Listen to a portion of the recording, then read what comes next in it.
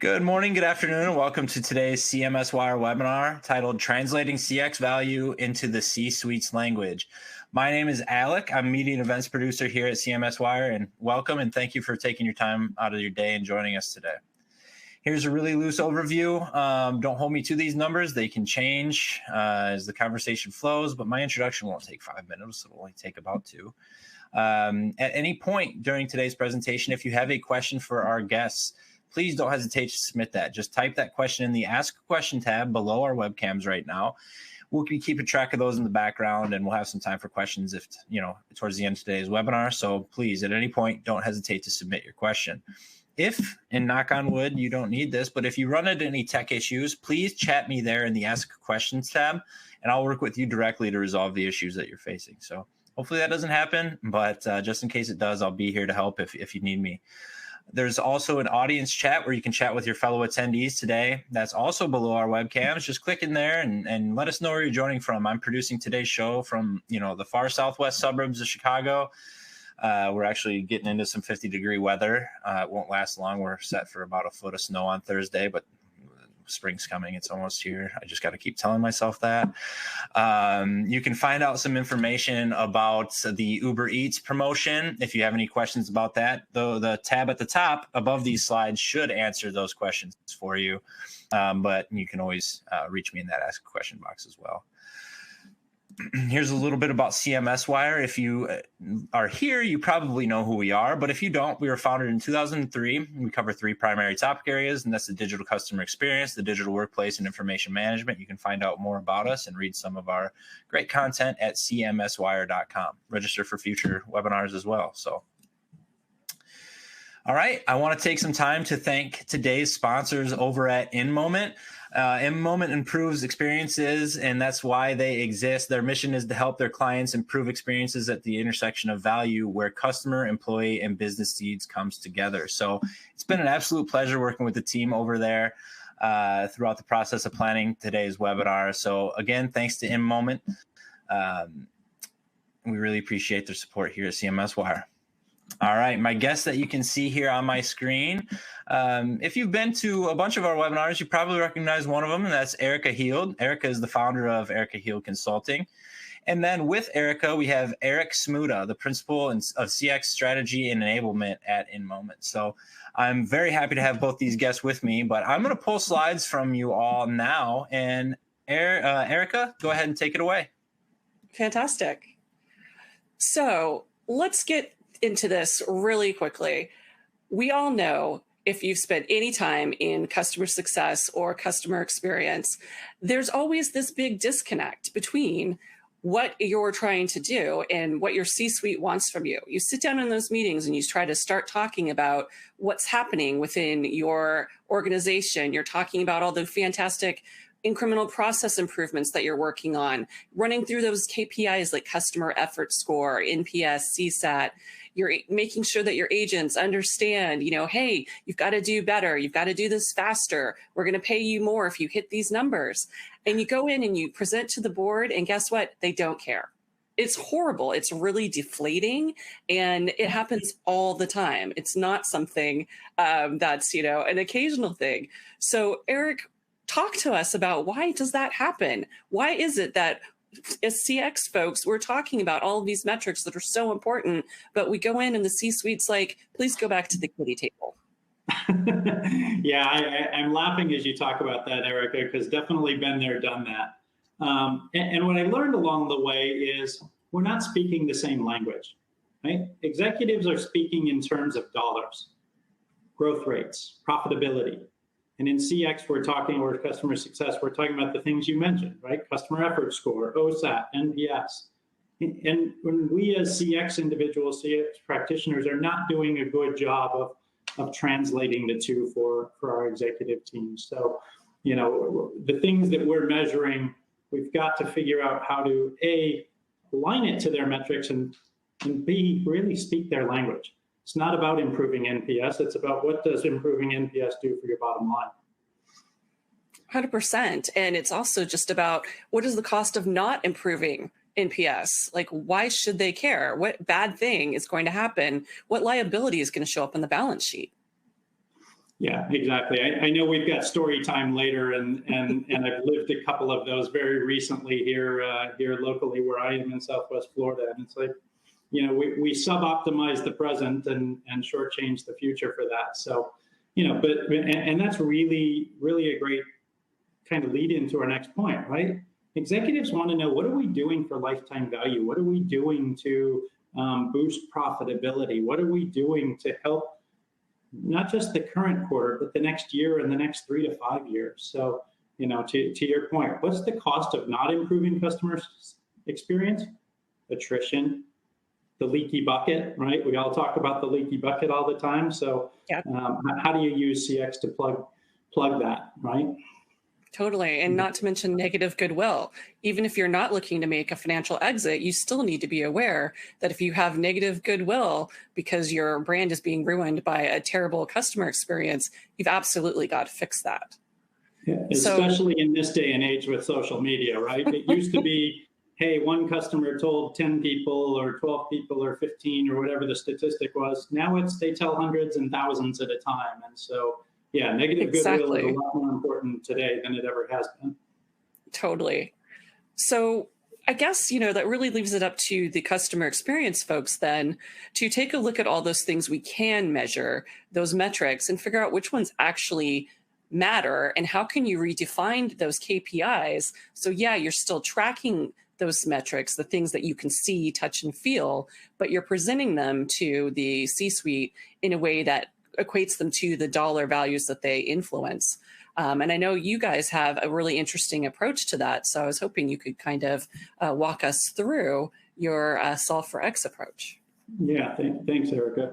And so at InMoment, as you mentioned, we really think about it as solving for X, right? And this isn't take you back to high school algebra and X equals Y squared and, plus 3 or whatever, right? So we're not going to go algebra on you today, but solving for X is really, what are your business goals? What are your objectives? What are you truly trying to solve for with your customers?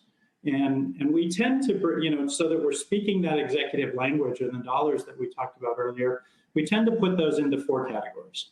Customer acquisition, right? I talked about growth a minute ago. How many customers are we acquiring as a result of our efforts? Customer retention. So how are we plugging that leaky bucket? How are we maintaining the customers that we have today? Cross-sell and upsell. So it's not just about keeping them, but what are we learning from them about their needs and their wants and their expectations that helps us sell more things to them, or realize, hey, maybe you're not in the right product or service and we should sell you this instead. So that's bucket 3. And of course, bucket 4 is how do you do that more efficiently or effectively? How do you save money while you're doing that? And, there's lots of easy ways to point that out and go after cost efficiencies. So it's really about those buckets: acquisition, retention, cross-sell and upsell, and then cost savings. What I love about that is all of this stuff totally maps to the customer journey, because these are all different parts and points in that customer journey, which is a circle, which is one of the things that I find sometimes folks get wrong too. It's not a straight line from you acquiring the customer through to them buying and you're done. It's a continuous circle. And what's great about that then is you take all of those metrics, those KPIs you can measure, and then you take them through that customer journey and start noting, okay, at what point does what KPI actually cause somebody to fall out of that customer journey or cause them to move forward? So it's really about then you're able to redefine your KPIs by expressing them and how they actually support the business goals as opposed to how they support your, very exciting dashboard, which the C-suite does not want to look at. Correct. Absolutely. And today more than ever, we've got more data than we've ever had, right? So it's not just about your CX surveys, your voice of the customer surveys.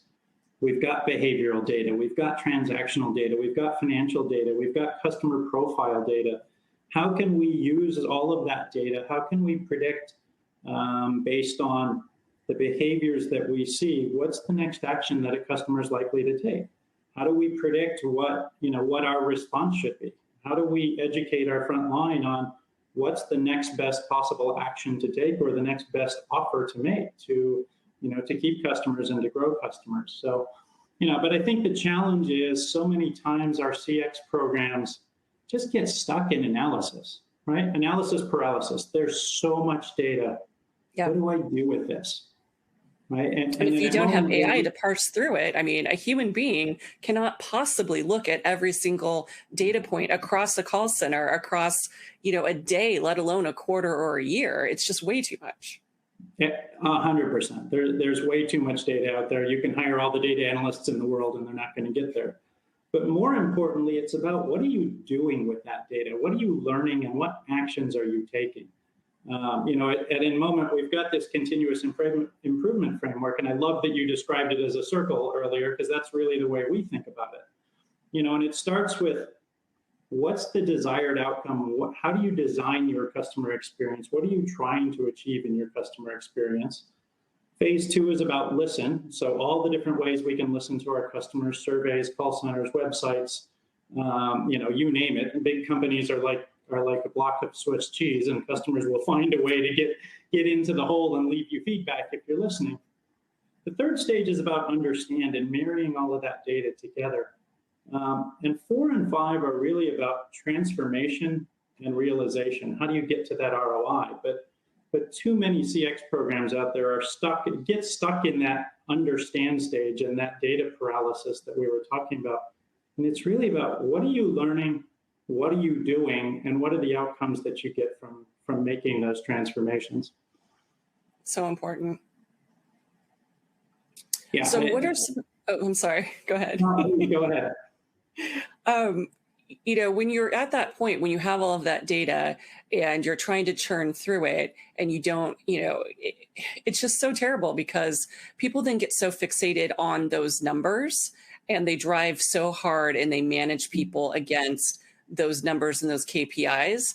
And that doesn't motivate any of your employees. And like right now, we're in the midst of the Great Resignation because people don't feel heard. They don't feel like they have any kind of agency or career pathing. And some of this behavior then ends up, we end up pushing away some of our tenured employees because that's not the right thing to focus on, even from an HR perspective. So it's kind of interesting to think about how that's yet another one of the hidden costs of not having the right approach to how we're talking about our data as well. Yeah, no, 100%, right? And good employee experience leads to better customer experience, leads to those financial outcomes. So yeah, absolutely. The Great Resignation is having a big impact, not just on employee retention, but the downstream impacts on your customer experience and your business outcomes right now.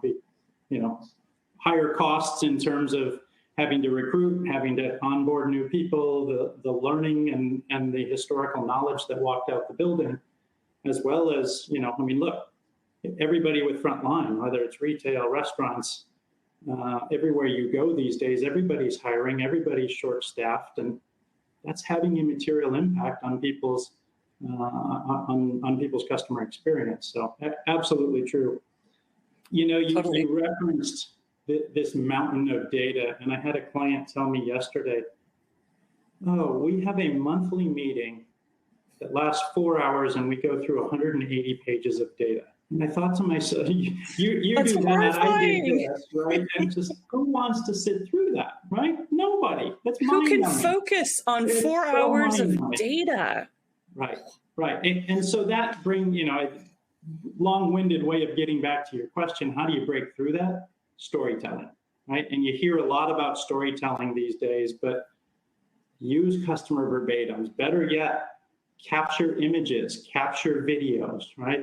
It's true. If a picture says 1,000 words, a video says 1,000,000 words, whatever it may be, you've never seen an executive team react. You can show them all of that data, show them one picture, show them one video of a bad experience or a broken customer journey. They get it, right? It touches the emotions. It touches it brings that to life, as you said, and really reinforces why do we do what we do and what do we need to fix here? Totally. And that's one of the ways too in which, you need to be aligned with your marketing teams because they can usually help take some of that stuff and help you tell that story. And they frequently are the ones who are getting some of those verbatims from customers while they're doing use cases or case studies. And it's so interesting how a lot of times the first time that the leadership team even hears some of the problems that customers are having is when they're reviewing and approving, a case study, or, hey, here's something we cut out of the case study, and just sort of getting it as an aside. So Yeah. there's so much power in those customer stories. Yeah, absolutely true, and I'll make 2 points there, because I think you raise a good point about having marketing help. That's full circle too, right? Marketing is the one who sets the brand expectations with customers. Customer experience is about delivering against that expectation. So use their help in closing that loop, use their help in storytelling. It's where the skill sets are in the organization typically anyway. So, make that happen.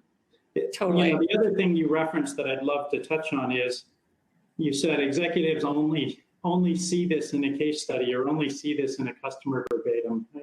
How do we get our executives more engaged? How do we get them to understand a day in the life of our employees, our frontline employees, a day in the life of our customers? And there's so many good corporate examples of this. I know, UPS used to be a client of mine a long time ago. All of their corporate employees have a set of browns on the back of their door, and they're expected to go out and deliver packages every year. They're also there in case of strike and backup, but go deliver packages for a week every year. I know McDonald's used to make their executives go into the store and spend a week in the store. Understand. At Schwab, we did that too. Yeah. I'm sorry, what? At Charles Schwab, we did that too. You were required to be on the phones. And if you didn't have the, licensure to be giving people, actually serving them, you still had to be spending time every month on the phone to make sure you understood what customers were saying, how they were saying it, and what those recurring themes were. And it was so powerful. Right. And more importantly, what are the corporate decisions you've made back in the ivory tower that are getting in the way of your employees being able to deliver an effective customer experience? So what are the policies? What are the work procedures and processes that we've dreamed up somewhere in corporate that are actually inhibiting our employees from delivering a great experience? So, getting out there and understanding the journey and understanding the day of the life is so, so valuable. Like, can you imagine that most companies would be going to market where, in a way in which they were forcing every employee to do some of the horrible upsell pitches that were completely irrelevant to what the customer was calling about, if they actually had to be the one delivering it to the customer? Because we've all sat through those things and they're painful. And that the person doesn't want to be doing it, but that they have like some sort of AI listening. And so if they don't pitch you, then they're going to get dinged for it. And so they, as quickly as possible, try to do the pitch, and you're like, nah, so not interested, and you feel bad for them. Not a good customer experience. You put them in a bad situation. You put your customer in a bad situation. I was laughing as you were saying that, because I used to work in the car rental industry, so I absolutely 100% get that. Oh my goodness. Very, very true. Well, I think we have some time to give some examples of both, good experiences and how they kind of play out, and then some very poor experiences. So why don't you kick off with the rental car business, because, we just brought it up. So let's share, like, what actually was a good example coming from that? Yeah, so I'll give people a good example of just being able to build a business case and being able to, sell their executives on the value of whatever and I won't go into details of what the initiative was, but we built a business case along the notion of, what if we could save one customer per month at each of our top 100 airport renting locations? That seems reasonable, just one a month. Right? In a place like Los Angeles that gets 1 million renters a month, I can save one. Right? So times 12, times 100, there's 1,200, times the average customer value, which was a few $100s. It quickly became, $2, $3, $5 million. This doesn't take much. You don't have to build these outrageous business cases. A peer of mine here at InMoment used to work in the call center. And he said, what if I can shave 10 seconds off of a call? What's that worth? Your CFO, your finance team, they know what every call costs you. They know what every minute on the phone is worth to you. Right? To your point earlier, Erika, What if they didn't have to do that obnoxious upsell that, 0.0001% of people take? What's that 10 seconds worth? That's real money to big companies, right? So, don't look for these outlandishly huge savings. Find the small wins, right? Find the singles, stack one after another, because 2 million here and 500,000 there and you're talking real money. If nothing else, you're paying for your CX program at a minimum. But ideally, hopefully, you're contributing a heck of a lot more than that. 100%. I know you've got a good story that touches more the emotional heartstrings here. Yeah. And I think it's, we think of a lot of things as being just really, folks are like, well, that's great. If you've had the opportunity because you're in some sort of business where, you had the ability to have this great program. But, so many of us are selling things that are maybe commodities. But then you look at somebody like Chewy. They are an online pet supply provider, right? That is an industry where they're competing with Amazon, who actually owns them. So they're competing internally against themselves. They're competing with, all sorts of other platforms. They're competing with your grocery store, local places. And you think, okay, so obviously they're going to compete on price, right? Not so much. Actually, the reason that people love Chewy is because they've really focused on customer experience. And I am, I'm somebody who's recently lost a pet. And, I was not one of the folks who received a bouquet of flowers from them because I didn't call and say, hey, I've got the stuff I need to return. But I did actually, have to cancel one of my recurring deliveries. And they were like asking me what happened. And I told them, and they're like, hey, you know what? You don't need to return that. Just please donate it someplace locally. And we're so sorry for your loss. These folks, they sent me a Christmas card with, Wow. addressed to all of our pets that are in the system. They do all of these little things that make you feel like an actual valued human being and customer versus just, a discount place to buy your pet supplies. So Right. I order all of my pet supplies for our 2 dogs and our 2 cats from there. And they're going to, and I've been doing that now for, I don't know how many years, but it's going to be forever until they go out of business someday. I will be ordering all my pet supplies from there because they made me feel like I matter as a customer. And that is priceless, right? 100%, right? And what did it cost them to do that?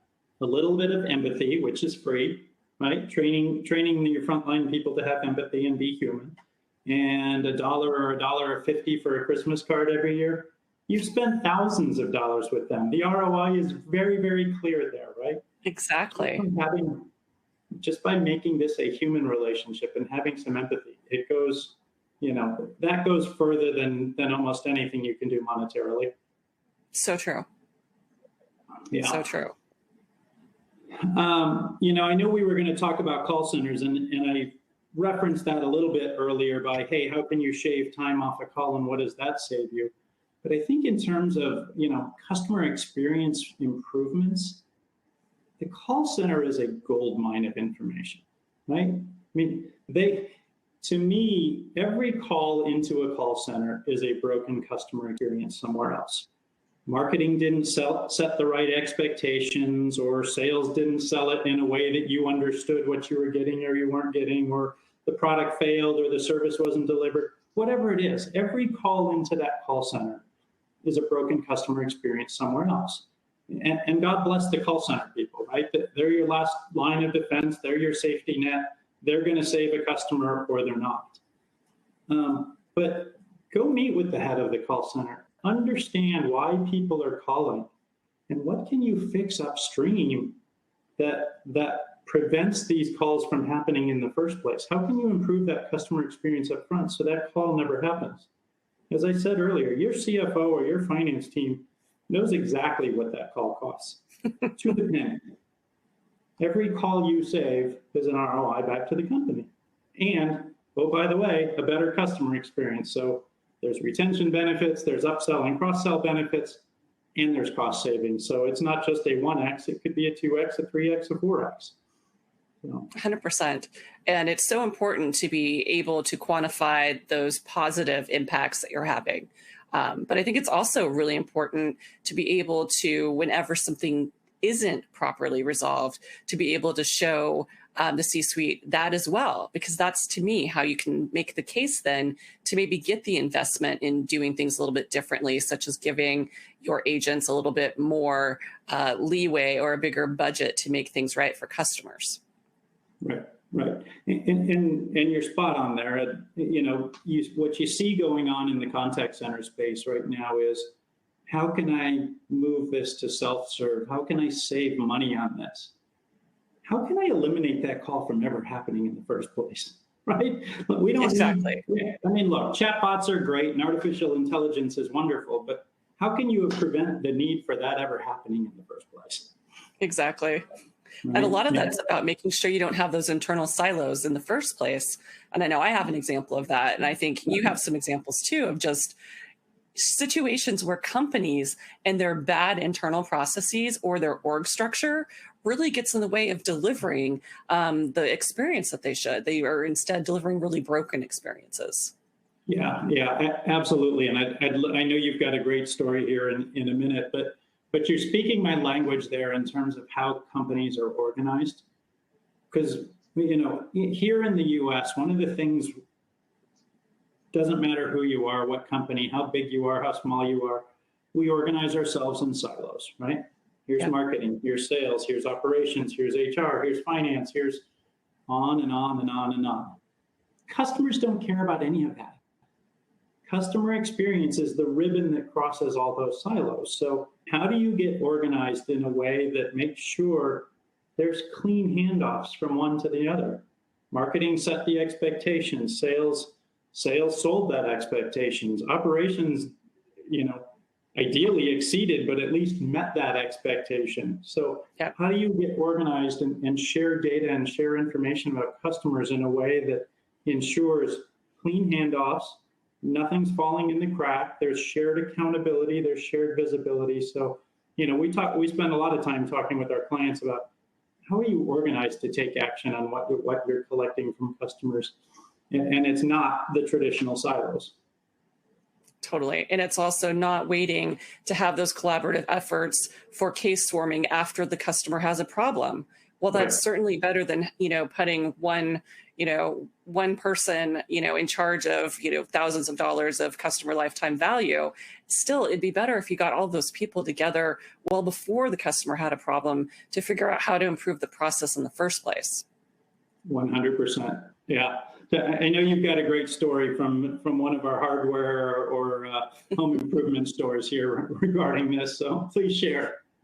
So, like many people, in the past 2 years, I've spent a lot of time gardening and improving things around the house. Because if you're going to be stuck at home, you want to really love your space. So our house, we bought it in 2019, and slowly but surely, I've been transforming the backyard into a place where you can grow flowers and hang out on the patio. So I wanted to build some really simple but beautiful flower beds. So I ordered a pallet of bricks. A pallet of bricks. It's pretty expensive. I was very excited. I scheduled that delivery for the 3-day weekend because I would actually have time to unload an entire pallet of bricks, carry them into the backyard, build those flower beds, and collapse in a heap. So, all right, Friday, the morning of the weekend starting, I hear my doorbell ring and see a car speed off. And I'm like, what just happened here? I go to the door and there's a brick with a huge yellow sticker on it with my name. A brick. One brick. I'm like, is this a preview? Are they wanting me to confirm? I was very, very confused as to why I was receiving a brick. Because of course, what human being would spend $15 to have one brick delivered to their house? That would be pretty stupid, wouldn't it? If I needed a brick, I wouldn't order a brick. That's just crazy. Well, you paid more for the delivery than for the brick. Exactly, significantly more. So I ended up spending hours on the phone going back and forth from their online facility, which is where I had ordered and where it had confirmed that I'd ordered a pallet of bricks, and their local store, which delivered, which insisted that through some issue with their IT system, which was somehow my fault, that they only delivered 1 brick. How many people in that store looked at the order, which clearly said a pallet, but somehow went through their system and then said deliver a brick? How many people looked at that and never questioned it? No one phoned me to ask. No one emailed me to ask. Nobody looked at the original order. Nothing like that happened. And instead, they ended up in a situation where they did not actually make me happy. They did not ever deliver that pallet of bricks. I was told it was too bad. And they wouldn't actually reimburse me for the 1 brick that was delivered. I was told that if I wanted to, I could get in my car, which I don't drive. Partially, that's why I had a whole pallet of bricks delivered. I could get in a car and drive to the store that fulfilled my order and talk to them about seeing if they would reimburse me for the brick, but not for the delivery. So I didn't do that because I'm not going to go and argue with people and spend half an hour to get $3.50 back for the brick and not get back the delivery. It was a horrible experience. And guess what? I had actually purchased all of my appliances for the house from that store. I had purchased so much stuff from them over the years, and now I badmouth them to everybody. I've badmouthed them on social media. I have talked about them on multiple webinars like this one because it was a horrible experience, and they didn't care about my experience or my customer lifetime value. They cared about their organizational silos, and that's just so terrible, right? That's a recipe for how to go out of business. Yeah, well, you went there with customer lifetime value. I was going to go there too, which is, let me guess, your future customer lifetime value is 0, right? And Correct. at some point, their system will pick that up and realize, hey, Erika hasn't shopped here in a long time. I wonder why. Well, too late, right? Too late. Now I just shop at Lowe's. Oops. Yeah, exactly. You know, it's funny, and I didn't share this with our audience today, but I'm fortunate enough to live in Naples, Florida, which you know, poor me, and I'm sure everybody out there feels sorry for me, especially those dealing with winter right now. But Naples is an interesting place because, you know, most of the year, our population's somewhere in the 30 or 35,000 range. This time of year, high season, when all of the snowbirds are coming in and all of the vacation rentals, we triple to quadruple our population. So we'll go from 30 to 35 to 100 to 120. And, you know, we're built for 30,000, we're not built for 120. But more importantly for me, from a CX standpoint, I do business with a lot of small businesses all year round. I get it. They make their money during these 3 or 4 months. But what doesn't happen is they don't recognize, there's a long-term customer, a repeat customer who will be here for the next 12 months. I have to prioritize short-term gain and take care of vacationers, take care of snowbirds and other things. Okay, fine, I get it. Here's your chance to make money, and just like retail with Black Friday, here's your chance to get in the black for the year. What makes you assume I'm going to stick around come May 1st when that's the way I got treated for 4 months, right? And so understanding that balance, or understanding that segmentation of who are your most valuable customers, what is their lifetime value, and how do you prioritize your inventory or your service or your appointments to your most valuable segment, to your most valuable customers, and really understanding what that is and what that looks like and prioritizing that. And, I give you the Naples example, but that's true for all businesses, no matter where. But that example in Naples, Eric, is just so silly because it's so easy to fix. There should be a locals only, discount or loyalty program, or you show your, your driver's license with your local address, and you get to use the speedy express line or something. It's just, there's so many obvious, easy fixes that wouldn't even cost any money. Well, or don't call me and move my standing every other week Thursday morning appointment. No, I know that sounds selfish, but build around that schedule, not the occasional who's here for a couple months. So exactly, but all businesses have that challenge, and it really gets back to the data that we were talking about. Yep. Do you understand who your most valuable customers are? Do you understand the profitability of your customers?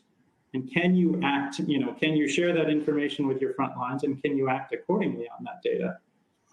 Which, of course, then goes back to having that integration. Because if you don't have the good integration across all your channels, in person, somebody may think, oh, this is just some brand new customer, but the folks online or the folks at a different store know it's one of your best customers. So that disconnect can be really, really expensive. Right, 100%. And look, even if you make it simpler to your voice of the customer program, are you sophisticated enough to pick up that, hey, I probably rate 8, 9, or 10 most of the year, and now when I'm down at 4, 5, or 6, what happened? And are you reaching out, and are you understanding why? And then to your point, are you trying to figure out, okay, how do I change operationally to avoid that? Exactly. Yeah.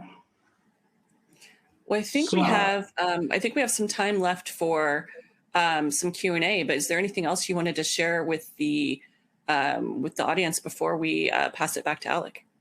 No, look, this is great, and I love that we have time for questions. I think I'd reiterate that whole point that we made at the beginning, right? Executives speak the language of money. They speak the language of revenue and profitability, and so as CX practitioners, we need to speak that language and stop talking about sample sizes and response rates and NPS and things that may correlate to those business outcomes. But let's talk about acquisition, retention, cross-sell and upsell, and cost savings. When you can speak the executive's language, right, then they're going to pay more attention. 100%. You got to show them the money. Yeah. So appreciate everybody joining. I know let's tackle some questions. All right, Erika and Eric, thank you both. We are going to get into some questions now. We have plenty in the queue. So the first one I'm going to start off with is a question from Vanessa. And before we get into these, I should say, please don't hesitate to keep submitting them.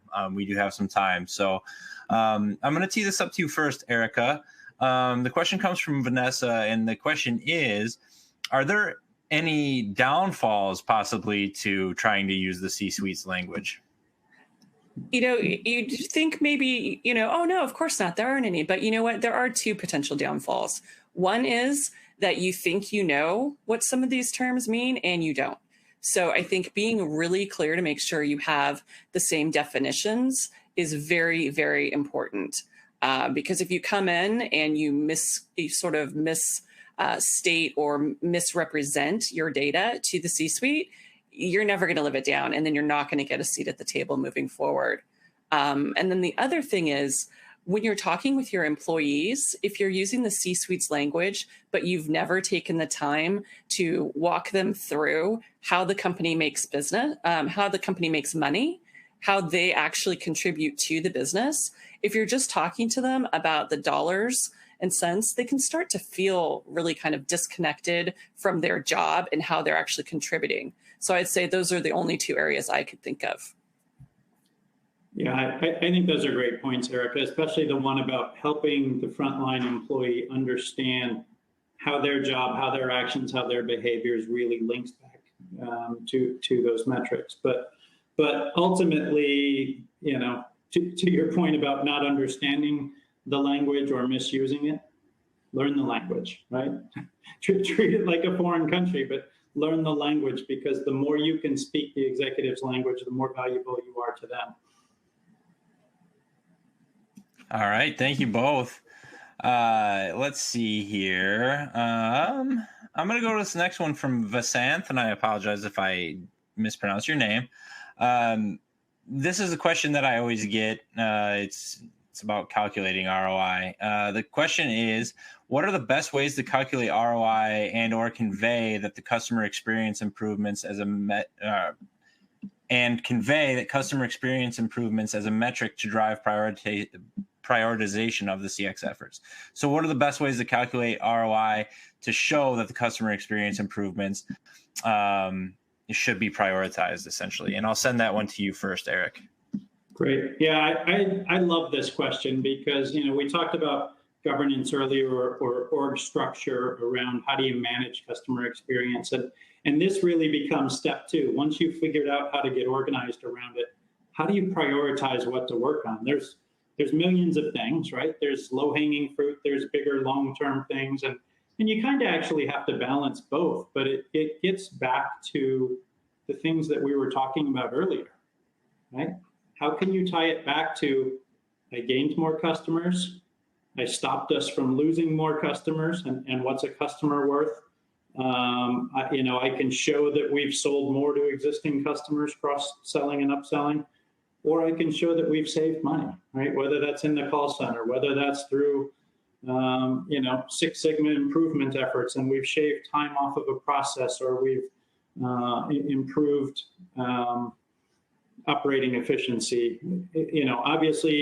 Obviously, yes, trying to understand the linkage between your NPS or your OSAT or your customer effort score and financial outcomes is valuable too. In the digital world, what does stickiness, what does time on site or time to close transaction mean? Right? Can you shave time in that digital transaction and get to a closed purchase or a completed shopping cart faster? So, it really does go back to those four things.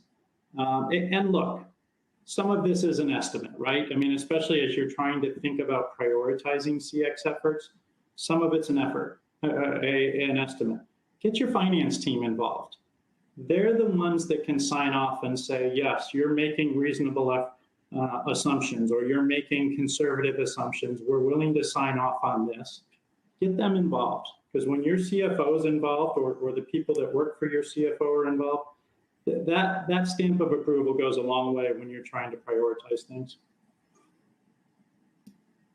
I agree. And that one thing I would add, if you're finding that you're kind of struggling for some of this, to kind of give things more of a context where you feel like, yeah, you're able to kind of put a dollar value on it, but you don't necessarily feel like your leadership team is hearing you, take a look at either some industry or even some vendor research, because there are things like the State of the Connected Customer that every single year take a look at your customers' expectations and how easy it is for them to pick up and leave a company for another company. Because once you can start seeing that things like if there is that disconnected communication, where if somebody has started a conversation with you by a chat bot and then they've picked up the phone because it didn't go well, if you don't have that tight integration, how likely does that mean that they're going to not do business with you? Pull some of that kind of data in, so that way you can give more color commentary and context around how you're getting to your numbers. So that way they don't feel like they're just sort of, generated out of nothing. Great advice. All right. Yeah, thank you both. I have a follow-up on the first question about using the C-Suites language. It comes from Amber. I'll go with you, Erika, to start. But you talk about learning the C-Suite language. What are some ways that you can go about doing that? Start by reading Harvard Business Review. I know it's an expensive, subscription, but you can also go to your library and you can read 3 free articles online every month. Start by seeing what's on the cover of HBR. And whenever you're traveling, go and flip through it at the airport, at the newsstand. That's one of the really easy ways to see what is top of mind, in the C-suite. Another thing is do things like the conference and executive board has all sorts of free content and paid content. Just start consuming the content that is speaking to the C-suite. To me, that is one of the easiest ways to start to understand how to speak their language. And Eric, you might have some other suggestions too. No, I think those are great suggestions, and I love the stand in the airport and read the magazines, because I do that all the time, although I tend towards the entertainment side of things rather than the educate me side of things. But, the other, and this is especially true if you're a public company, listen to your quarterly earnings reports, read your annual report, listen to the transcripts or read the transcripts of your quarterly earnings announcements. You're going to hear your CEO and your CFO tell you what's important to them. because they're talking about what's important to the market. So, and look, you may not understand all of it at first. That's okay. Do it every quarter. Find somebody in finance, maybe at your level in the organization, and have lunch with them once a month and say, hey, I heard this on the quarterly earnings report. Can you help me educate me? Because I guarantee you up and down the finance organization, they all speak that language. They have to, right? So, listen to what your executives are saying internally and externally. And if you don't know, ask, right? Everybody has a vested interest in you being a better and more valuable employee. So don't be afraid to ask that question. Yeah, absolutely. I don't know if we have any Office fans out in the crowd, I don't know if I'd go as far as becoming Andy Bernard and completely mimicking everything Michael Scott does. But, it is important to pay attention to how the higher ups speak about things. We're going to get to this next question here from David. David's question is, what do you do when your boss absolutely demands an ROI metric for things that you may not have, but will make the company look better and that they should be valued? And I'll start with you on that first, Eric. Yeah, sure. Give me the hard ones. Look, and I'm not going to beat this horse again, but look at those four areas that we gave you and say, hey, can I get an ROI? But 2, partner with marketing, right? They know what your brand is worth. They know what brand equity your brand has. And so can we, or can you partner with marketing and finance to say, hey, this is the right thing to do. Here's the brand equity impact it will have. Or here's the retention ad it's going to have. So, yes, it's difficult. I'm not suggesting this is easy, but if you can't tie it back to one of those four key pillars that we've been talking about here for the last 45 minutes or so, can you tie it to brand value? Can you tie it to brand equity or things like that instead? So it's not about feel good, we look better, but there's a dollar value associated with that. Sit down with your marketing team and see if you can understand that. 100%. And, hopefully your marketing team has the budget, so they're using a tool like a Meltwater or a Cision where they're able to understand your company's share of voice and what that means for your market.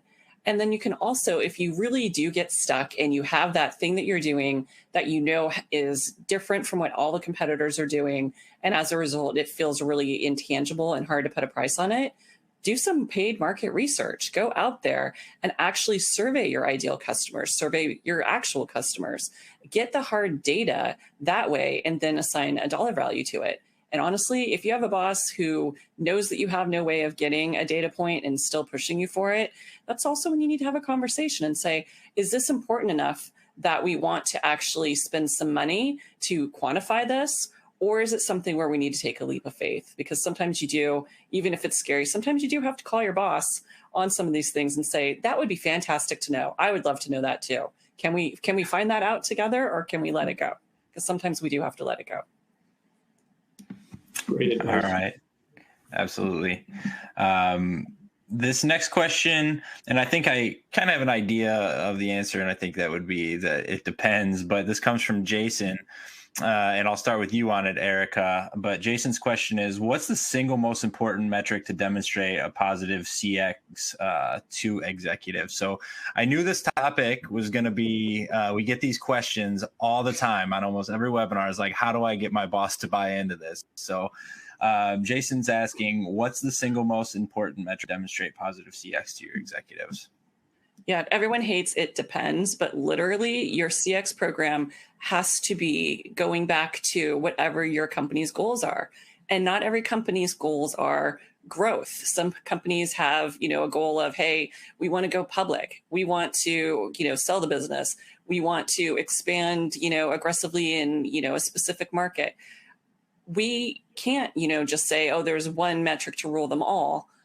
But if you have to pick one, it's going to be your customer lifetime value, because most of us are not in a one and done kind of a business where you're selling something to a person one time and that's it. That might be the case for some real estate agents where they're only selling it once. But even in that case, that's not the only value you're getting from that customer. you're also getting all the value of them referring their friends and family members to you for, when they're looking to buy a house. So, to me, if you have to pick one, it's going to be the customer lifetime value. But 100%, you've got to understand your business goals first before you can really decide which one is that big fat goal that needs to be up on everybody's desktop that everyone's looking at every minute. Solve for X, right? What's your X? I think your answer is great. I'll be a little more tactical with my thoughts here, and name drop a little bit, because if you're a fan of Net Promoter and you've read Fred Reichelt's book and Rob Markey's book, I've been fortunate in my career to spend a lot of time with the two of them. And what they will tell you is find the metric that correlates to the financial outcomes we were talking about earlier. It may not be NPS. It might be customer satisfaction. It might be CES. Find the things that correlate to customer lifetime value or the 4 pillars that we were talking about earlier. That's hard work. That's not easy, right? Yeah. Don't just say, oh, it's NPS because I said it's NPS, or it's overall sat. No, I love Erika's answer about customer lifetime value, but do the hard work to understand what's the right metric that you're measuring in your voice of the customer that correlates to lifetime value or whatever the X is that you're solving for. That's not easy, but that's the single most important metric. Totally. All right. We'll take maybe one more, and I apologize. You can probably hear my little 1-year-old outside. He's yelling, "Daddy." Just add value to the conversation.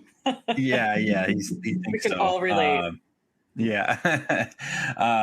This question, we only got time for maybe 1-2 more. And the question that I have is a little bit different from the past few. I think we got a variation of the same question in 30 different ways. But the question that I have is from Sharoz. And the question is, what is one underrated strategy for improving overall customer experience? And I'll start with you on that, Erika. An underrated strategy. Well, I'll say an correctly executed strategy. And for me, that is social listening. Now, social listening is where you're using all the tools available to you to understand where out in the world, be it on social media channels, in discussion groups, wherever out in the internet, people are talking about the experiences they're having with your brand or the experiences they're having with your competitors' brands. So to me, that is one of the things that is not usually executed very well. In some cases, the social media team will be doing that and using it in order to have one-on-one engagements with folks, or whenever there's something bad that they hear is happening for a customer, maybe they'll tee it up over to customer success to try to triage it. But frequently, it's not being used in a way to help you understand opportunities rather than just solving problems. Because, for instance, if there's an ongoing series of issues that one of your competitors keeps having in their service experience, that's the kind of thing that if you are tracking it and seeing over time how frequently it comes up, that can be an opportunity for your company to actually shift how you're doing things before your customers are complaining about you, or just saying, hey, here's a gap that we've already taken care of that then can become part of your unique selling proposition. So I think that I would say social listening and having it not just be something that's being done for social media communication, having it be done for really understanding your customers and deepening what you can do for them and for their experience. Yeah, I love that answer, Erika, because look, social listening, especially if you're in a consumer-oriented business, your customers are telling you in real time what's working, what's not working, what's working for your competitors and what's not working. I mean, in real time, they're telling you what to do. Yeah. I think as my corollary, I'd go back to what we talked about earlier. Go talk to your call center. They know why people are having bad experiences. They know what's breaking down. Go ask them and say, hey, what are the top 5 reasons we're getting calls, and what should we be working on to solve that? All right. Erika and Eric, you are both now off of the hot seat. We're going to start to wrap things up here now. So thank you both so much for taking the time to answer those questions and taking the time to be here with us today. We really appreciate it. And thank you to everybody in the audience for your participation and attendance. Really appreciate you taking some time out of your busy days to be here with us. I also want to thank once more InMoment for sponsoring today's event. It's been great to work with the team there. We really appreciate their support here at CMSWire. So thank you once more, everybody. Today's webinar was recorded. You're going to receive a link to that recording in a follow-up email about 2 business days post-event. So keep an eye open for that, and you can rewatch this recording if you so please. So again, thank you to everybody on the line. We will see you all on the next webinar. Thank you.